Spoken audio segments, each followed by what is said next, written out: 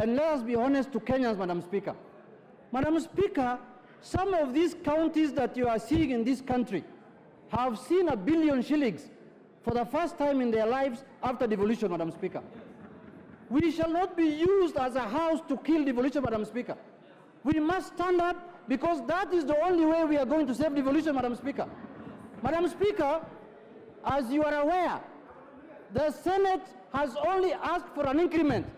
They have never said we remove the money from NGCDF. They never said we remove from fuel levy. They never said, Madam Speaker. There are devolved functions that are being held here in Nairobi, like the health functions, like agriculture functions. Why are you keeping those monies in Nairobi here? Why don't you send those monies to the counties, Madam Speaker? That is why we have people eating now fertilizer money in this country, Madam Speaker. Why can't you send those monies to the counties? Madam Speaker, what I am saying, if Osoro might want to know what I am saying, is that we must send more money to the counties. If you want to deal with corruption at the counties, deal with corruption. Jail governors, jail chief officers, and all kinds of people. But you cannot deny the people of Kenya who live in counties money in the pretext of corruption, Madam Speaker. There is more corruption in national government than in the counties, and nobody speaks about it, Madam Speaker. 90% of our resources remain in the national government. It doesn't remain in the counties. We are devolving less than 15% to counties, and we magnify the corruption there as though that is the only money that is in Kenya, Madam Speaker. Monies are in Nairobi. Monies are in ministries. Monies are in PSS and ministers here. That is why we are dealing with issues of fertilizer today, Madam Speaker. Madam Speaker, I want to urge this House, let us not be used as a house to kill devolution. What is going to bring life to this country? What is going to develop this country? What is going to make this country a first world country, Madam Speaker, is devolution. That is how Germany developed, that is how France developed, and that is how all democracies developed, Madam Speaker. Madam Speaker, I want to say this.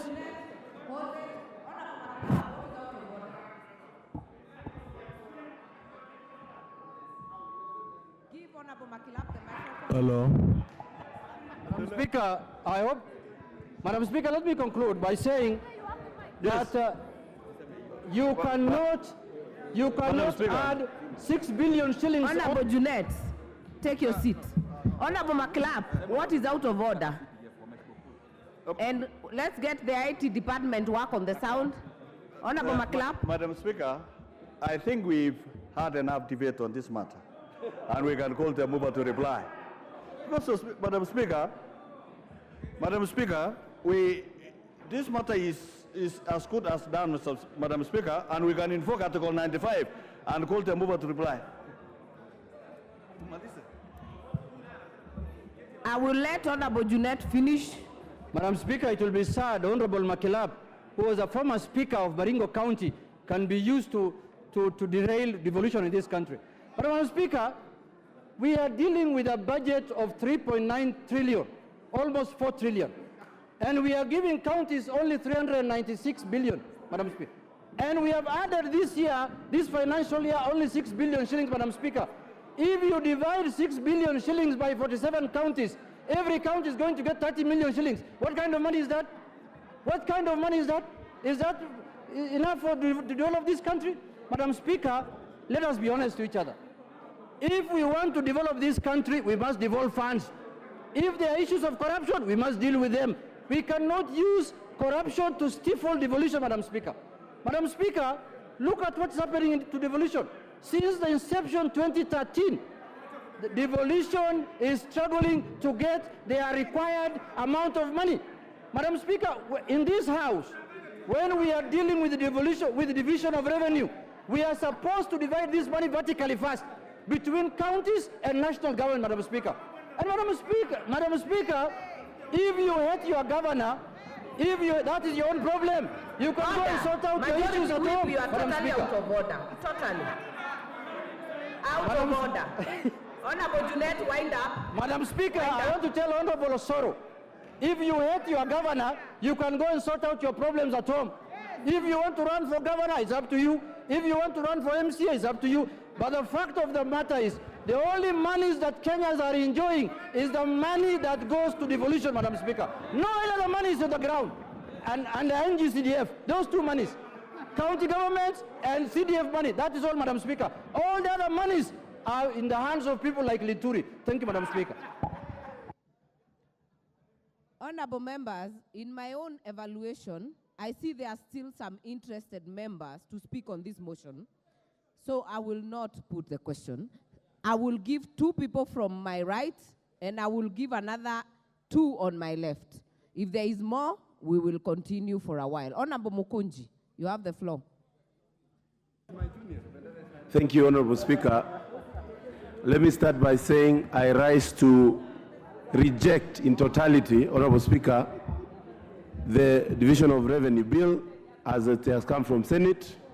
Honorable Speaker, I want to first correct Honorable Member Junet that in his constituency he doesn't have to do work for him to be elected. He just have to say the name of a person I don't want to mention. Honorable Speaker, the Constitution of Kenya says that you only have, by constitution, to give 15% of the revenue to the county government, Honorable Speaker. This year, Honorable Speaker, we have actually added from last year from 375 billion to 391 billion, Honorable Speaker, to the county governments. Honorable Speaker, many people will agree with me that the money that goes to the county is invisible compared to any other resources that come through GAF, NGCDF, and Honorable Speaker, money that is actually appropriated through KERA, Honorable Speaker. And it is unfair to continue adding these monies without seeing results, Honorable Speaker. I want to say that, Honorable Speaker, we need to actually encourage conditional grants to county governments more than giving them a budget line that is going, Honorable Speaker, to be going to their pockets and actually to salaries and remuneration and entertainment for our governors, Honorable Speaker. Honorable Speaker, we actually need to empower NGCDF and other funds, Honorable Speaker, because, Honorable Speaker, what we have done in this country in the name of devolution is created semi-gods and people who actually enrich themselves without the thought of our people that require resources and work to be done. Honorable Speaker, while we are discussing this, it is important for this House to critically think about empowering our county assemblies. These are people who have actually been given few coins, and we need to actually ensure word fund and their own autonomy is maintained so that, Honorable Speaker, we don't create people who can run away with the whole budget and without even thinking twice, Honorable Speaker, they can only be sought after they have done with their term. Honorable Speaker, I was reading the paper yesterday and I saw a whole page full of faces of former governors in very unscrupulous way, Honorable Speaker, having acquired monies and they are under investigations. It is critical for this House to think of how and what works is what is supposed to be empowered. What doesn't work, Honorable Speaker, is not supposed to be empowered. Honorable Speaker, as the chairman of Kenya Young Parliamentarians, I want to reject in totality the bill, and we need to go to mediation so that we can give governors what is supposed to be given to them. Honorable Speaker, I reject. Thank you. Minority Leader. Honorable Speaker, thank you very much. And I want to join my colleagues in supporting the motion. And the Honorable Speaker, from the outset, I want to say that, that I agree in totality with the Senate in their proposed amendments to the Division of Revenue Division of Revenue Bill. Honorable Speaker, let me say this. And you know, the Honorable Chairman of Budget is a noble man and a very good student of economics and finance. What the Senate amendments are saying in very simple and layman language is that in our own calculations, the counties need much more than what you have allocated them. that increased these monies from 396 billion to 415 billion shillings. The Senate is not telling us that remove money from NGCDF, remove money from road maintenance levy, whatever. The Senate is simply saying that the counties require much more than you have given them. So it is incumbent upon us that to look round in a budget of 3.9 trillion Kenya shillings, to look around and find out where can we get these extra monies and reallocate to the counties. That is the plain, simple language that the Senate is actually communicating. Honorable Speaker, I am one of those people who would be totally opposed to removing money from NGCDF. I am also one of those people who will be totally opposed to interfering with the road maintenance levy fund. Honorable Speaker, we know that the counties are dealing with very, very critical functions that go to the heart of the common person at the grassroots. The counties are in charge of agriculture. The counties are in charge of health. The counties are in charge of water. The counties are in charge of social services. The counties are in charge of rural roads and all those other functions that are critical. What has happened in this country in the past that we must deal with, that we must confront, is the fact that we were able to devolve functions. We were able to divide these functions without actually doing proper costing of the functions. The end result is that counties have been given functions which they are unable to perform, Honorable Speaker. Counties have been given functions without the requisite funds to manage those functions. It is a duty, it is a historic duty of this House to right those wrongs. The only way to right those wrongs is to be reasonable, is to be sensible, is to address these issues objectively. Honorable Speaker, my own layman mind tells me that even the 415 billion that the senators are proposing could still be way below what the county governments need. Honorable Speaker, in the fullness of time, we might actually find that the county governments require much more money. Honorable Speaker, I'll be proposing that after this current budget cycle, we agree as a House to perhaps constitute a select committee, a special committee, to look at this whole aspect, this whole issue of functions and their costing. Honorable Speaker, unless we do that, we shall continue to starve counties of the monies they need to implement, to perform the functions that they have been accorded, Honorable Speaker. And therefore, Honorable Speaker, this is a no-brainer. I want to plead to my colleagues to support this motion and endorse the amendments as proposed by the Senate. Thank you, Honorable Speaker. Honorable members, you'll give me some time. I said I'll give 2 from my right and 2 from my left. I have given 1 each. I'll now give the majority whip.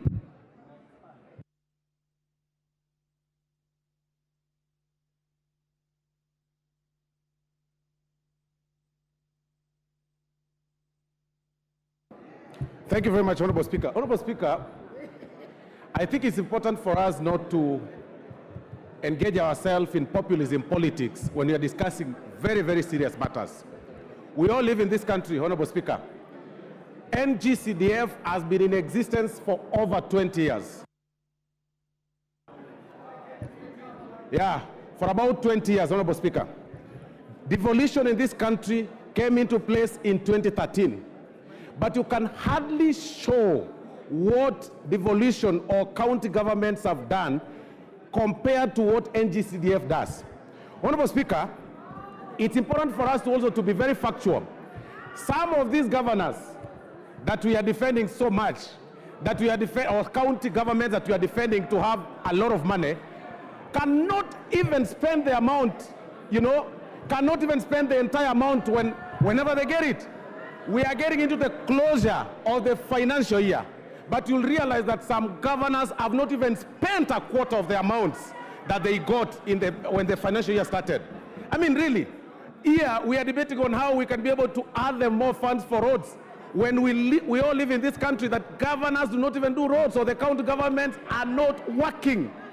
We are telling them, this house, if we allow the proposal by the Senate on the division of revenue bill, Honorable Speaker, it will then mean that the amounts that we place for the 22% that is under the control of the members of parliament should be managed or governed by the governors. When we know their incapacitation, when we know they are not able, when we know they will not do it, when we know they will use it for other purposes. Honorable Speaker, in totality, when you say that you have the money, like Honorable Opium Wandai has said, you must show which place you are taking this money from. Who are you subtracting to add for the county revenue? Which person are you subtracting? And in this case, the main casualty will be the members of parliament. It will be the NGCDF. It will be the NGAF. Instead, we should actually be discussing on how we can add NGCDF money. We discuss on how we can be able to add NGAF, because at least we are able to see what NGCDF is doing, what NGAF is doing. Members of parliament seated on the opposite side, Honorable Speaker, are only playing populism politics. They know even from the counties they come from, it's nothing. I see Honorable Renee shouting, but in her county there is nothing. Roads are pathetic. I was there last weekend. The roads that are done by the governor Nyaribo in Nyamira is zero. He's doing nothing. I see Honorable Obadia complaining here, but you go to Bamachoge Borabu, the village roads that are supposed to be done by the county governments have not been done. They are pathetic. The ECD classes that they are supposed to build are not being built. We cannot add money to the counties. To whom much is given, much is expected.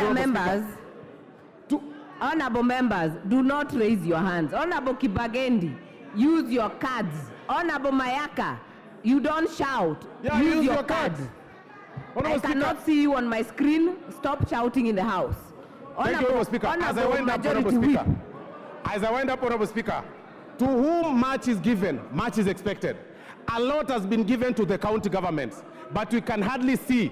You will need a microscope to identify what governors do.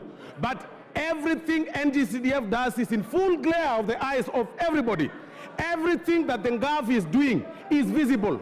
But you'll need a microscope to see what governors are doing. You will see classes being built by NGCDF across the country. You will actually mark.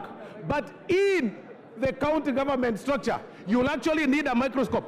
The only development those guys are doing is walking in a convoy of 20 vehicles, moving around funerals, you know, one vehicle carrying a chair, another vehicle carrying carpets, another vehicle carrying goons, another vehicle carrying microphones, another vehicle carrying a girlfriend, and then they go there, they disrupt functions in barrios, carrying themselves in high titles, and then you are discussing on how to add the money here. Governors should be subtracted money, not being added. And that subtraction should come to NGCDF and NGAF. And for that reason, Honorable Speaker, we reject the proposal by the Senate on the division of revenue bill. Thank you, Honorable Speaker. Thank you.